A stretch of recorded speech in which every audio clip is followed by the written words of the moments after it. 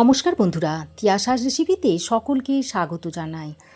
আজ আমি একদম অনুষ্ঠান বাড়ির মতো পুরভরা নিরামিষ আলুর দমের রেসিপি আপনাদের তৈরি করে দেখাবো, যেটা গরম ভাত, রুটি, পরোটা, পোলাও, ফ্রাইড রাইস সব কিছুর সঙ্গেই খেতে অত্যন্ত সুস্বাদু লাগে। বানানোও খুব সহজ, দেখলে যে কেউ বানিয়ে নিতে পারবেন। ঘরে থাকা সামান্য কয়েকটা উপকরণ দিয়ে রেসিপিটা খুব সহজেই তৈরি করা যায়। তাহলে চলুন আর দেরি না করে রেসিপিটা দেখে নেওয়া যাক। রেসিপিটা তৈরি করার জন্য এখানে আমি বেশ কয়েকটা আলু নিয়েছি, আর এরকম একটু ছোট সাইজের আলু নিয়েছি। আলুর খোসাগুলো ছাড়িয়ে জলের মধ্যে ডুবিয়ে রেখে দিয়েছিলাম। এবার আমি এই একটা আলু নিয়ে নিচ্ছি। এই সামনের অংশটা এইভাবে কেটে নিচ্ছি, দেখুন। এবার আমি একটা পিলারের সাহায্যে এইভাবে ভিতরের শাঁসটাকে বার করে নিচ্ছি।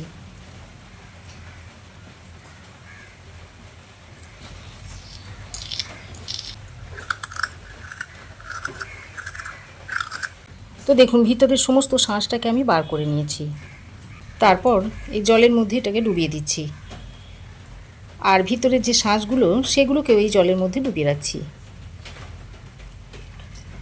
একইভাবে সব আলুর ভিতরের শাঁস বার করে নেব।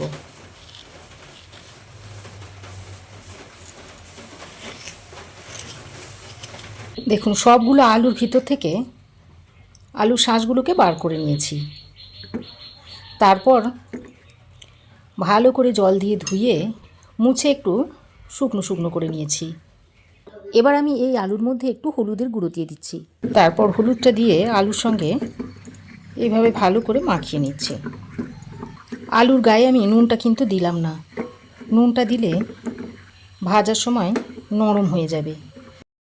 এখানে আমি একটা প্লেটের মধ্যে নিয়েছি এলাচ, লবঙ্গ, দারচিনি, দুটো শুকনো লঙ্কা, গোটা ধনে, আর নিয়েছি গোটা জিরে।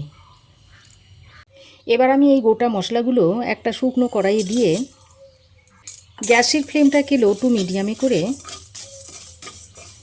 হালকা করে ভেজে নিচ্ছি। গোটা মশলাগুলোকে শুকনো কড়াইয়ে হালকা করে ভেজে নিয়েছি, আর দেখুন মশলা থেকে ধোঁয়া উঠতে শুরু করেছে। ঠিক এই পর্যায়ে মশলাটাকে নামিয়ে নেব। গ্যাসের ফ্লেম বন্ধ করে এই ভাজা মশলাটাকে একটা বাটির মধ্যে নিয়ে নিচ্ছি।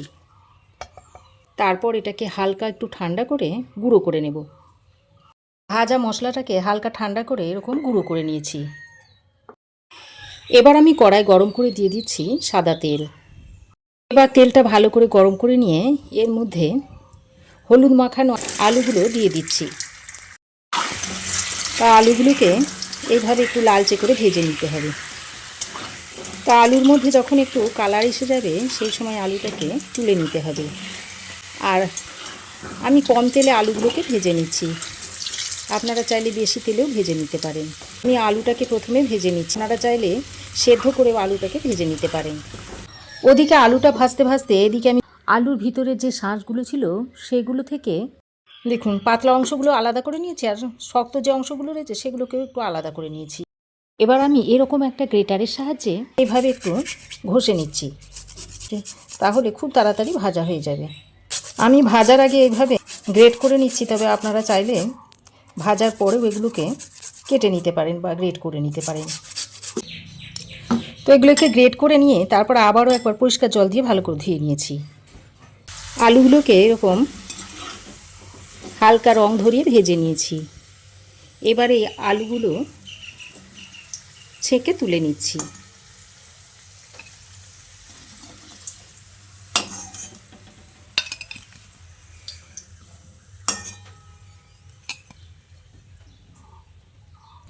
এবার আমি এর থেকে জলটাকে ভালো করে দু হাতে করে চেপে ফেলে দিচ্ছি।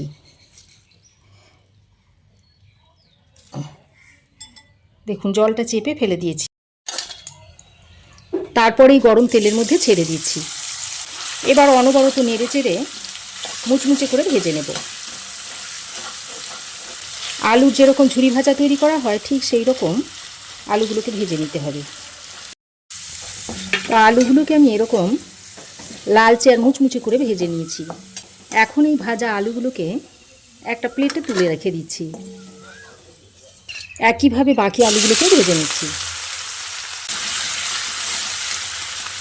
এবার আমি একটা বাটা মশলা তৈরি করে নেব। তার জন্য একটা মিক্সিং জারের মধ্যে নিয়ে নিচ্ছি কয়েক টুকরো আদা, দিয়ে দিচ্ছি 2টো কাঁচা লঙ্কা, 1 চামচ দিয়ে দিচ্ছি চারু মগজ, আর দিয়ে দিচ্ছি 1 চামচ পরিমাণ পোস্ত। তো প্রথমে এটাকে একবার শুকনো অবস্থায় ঘুরিয়ে নিয়েছি। এবার এর মধ্যে অল্প পরিমাণে জল দিয়ে দেখুন এই রকম একটা মিহি পেস্ট তৈরি করে নিয়েছি। এবার আমি একটা বাটির মধ্যে বেশ কিছুটা পনির এইভাবে গ্রেট করে নিচ্ছি। তারপর আলুর ভিতরে যে শাঁসটা আমি ভেজে নিয়েছিলাম সেটা এর মধ্যে দিয়ে দিচ্ছি।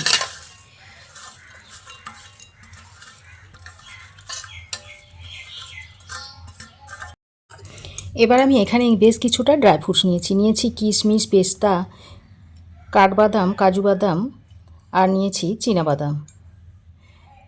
এখন এই ড্রাই ফ্রুটসগুলোর মধ্যে দিয়ে দিচ্ছি। এবার আমি এর মধ্যে দিয়ে দিচ্ছি স্বাদ মতো নুন, দিয়ে দিচ্ছি একটু গোলমরিচের গুঁড়ো, সামান্য পরিমাণে একটু চিনি দিয়ে দিচ্ছি, আর যে ভাজা মশলাটা গুঁড়ো করে নিয়েছিলাম সেটা 1 চামচ মতো এর মধ্যে দিয়ে দিচ্ছি। এবার সব কিছু হাত দিয়ে ভালো করে মাখিয়ে নিচ্ছি, দিয়ে পুরটাকে রেডি করে নিচ্ছি। খুব ভালো করে পুরটাকে মাখিয়ে নিতে হবে। তো দেখুন পুরটা রেডি হয়ে গেছে। দেখুন হাতের সাহায্যে মুঠো করলে এক জায়গায় জড়ো হয়ে যাচ্ছে। তো পুর আমার রেডি হয়ে গেছে। এবার আমি যে আলুগুলো ভেজে নিয়েছিলাম সেগুলো থেকে একটা একটা নিয়ে এর মধ্যে পুরটাকে ভরে নিতে হবে।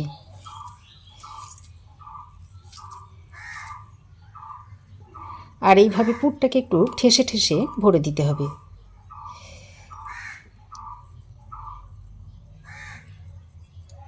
দেখুন একটা আমি রেডি করে নিয়েছি। তারপর এই প্লেটে রেখে দিচ্ছি। একইভাবে বাকিগুলোর মধ্যেও পুরটা ভরে নিতে হবে। এইভাবে একটু চেপে চেপে দিতে হবে।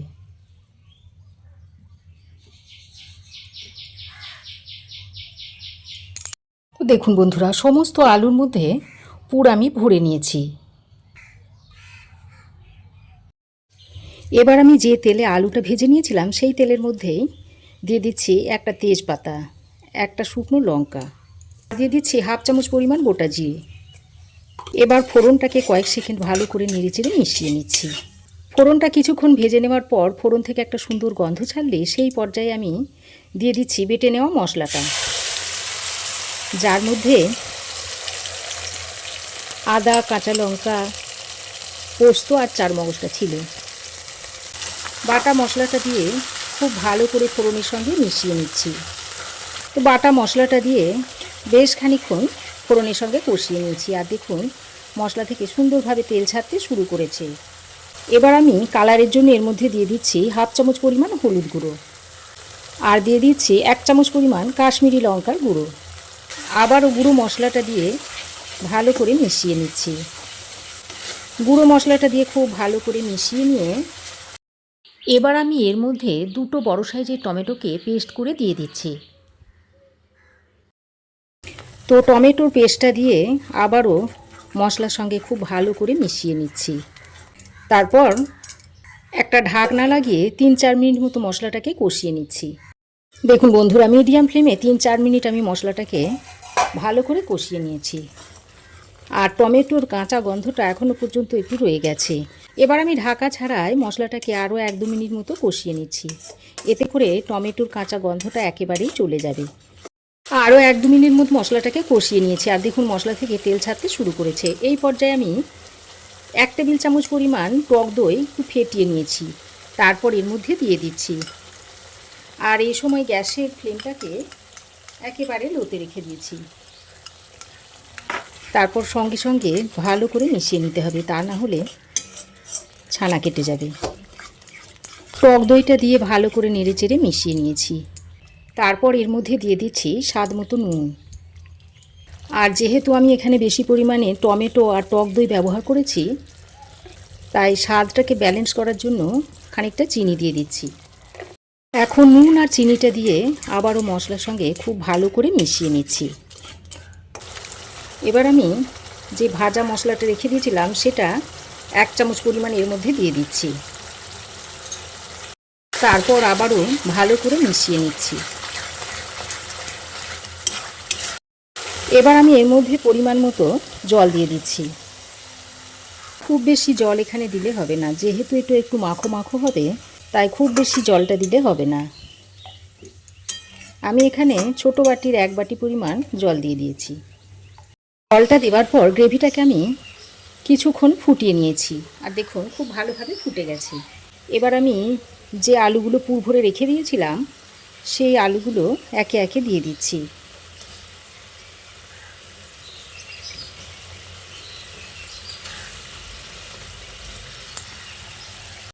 পুর ভরা আলুগুলো দিয়ে এইভাবে হালকা হাতে নেড়েচেড়ে মিশিয়ে নিচ্ছি। বন্ধুরা, আজ আমি একদম অনুষ্ঠান বাড়ির মতো আর অনুষ্ঠান বাড়ির স্বাদে পুর ভরা নিরামিষ আলুর দমের রেসিপিটা আপনাদের তৈরি করে দেখাচ্ছি। তো খুব ভালো করে নেড়েচেড়ে মিশিয়ে নিয়ে এবার এটাকে ঢাকা দিয়ে 5-6 মিনিট মতো রান্না করে নেব। ঢাকা দিয়ে আমি আরও 5-6 মিনিট মিডিয়াম টু হাই ফ্লেমে রান্না করে নিয়েছি। দেখুন রান্নাটা হয়েই গেছে, আর তেলটা দেখুন কত সুন্দর ভেসে উঠেছে। এবার আমি সবশেষে এর মধ্যে একটা চেরা কাঁচা লঙ্কা দিয়ে দিচ্ছি, আর দিয়ে দিচ্ছি বেশ কিছুটা ধনেপাতা। আর দেখুন অল্প কিছুটা পুর বেড়ে গেছিল, সেটাকে আমি এই শেষে উপর দিয়ে এইভাবে ছড়িয়ে দিচ্ছি। তারপর একটা ঢাকনা লাগিয়ে আরও 2 মিনিট রান্না করে নিচ্ছি। তো ঢাকনা লাগিয়ে আরও 2 মিনিট রেখে দিয়েছিলাম, আর রান্নাটা দেখুন একেবারে রেডি হয়ে গেছে সার্ভ করার জন্য। এবার গ্যাসের ফ্লেমটা বন্ধ করে আরও কিছুক্ষণ স্ট্যান্ডিং টাইমে রাখার পর এইবার দেখুন কি দুর্দান্ত দেখতে হয়েছে। দেখুন রেসিপিটা একটা প্লেটে সার্ভ করে দিচ্ছি। তো একেবারে স্বাদে ও গন্ধে ভরপুর অনুষ্ঠান বাড়ির মতো স্টাফড আলুর দম বা পুর ভরা আলুর দমের রেসিপি তৈরি হয়ে গেছে। আপনারাও একবার এইভাবে তৈরি করে দেখতে পারেন, দেখবেন ঘরে বসে একদম অনুষ্ঠান বাড়ির স্বাদ পেয়ে যাবেন। তো এবার আপনারা এটা সাদা ভাত, পোলাও, ফ্রায়েড রাইস, রুটি, পরোটা, লুচি সব কিছুর সঙ্গেই খেতে পারবেন। খেতে অত্যন্ত সুস্বাদু হয়। তো আমার এই আজকের দুর্দান্ত স্বাদের অনুষ্ঠান বাড়ির মতো স্বাদে পুর ভরা নিরামিষ আলুর দমের রেসিপি আপনাদের কেমন লাগলো অবশ্যই একটা কমেন্ট করে জানাবেন। ভালো লাগলে একটা লাইক ও শেয়ার করবেন। পাশে থাকা বেল আইকনটা অবশ্যই প্রেস করে দেবেন। আর আমার চ্যানেলে যদি নতুন হয়ে থাকেন তো প্লিজ চ্যানেলটাকে সাবস্ক্রাইব করার অনুরোধ রইল। আজ এ পর্যন্তই, আবার দেখা হবে নতুন কোনো রেসিপি নিয়ে নেক্সট এপিসোডে। সে পর্যন্ত ভালো থাকবেন, সুস্থ থাকবেন। ধন্যবাদ।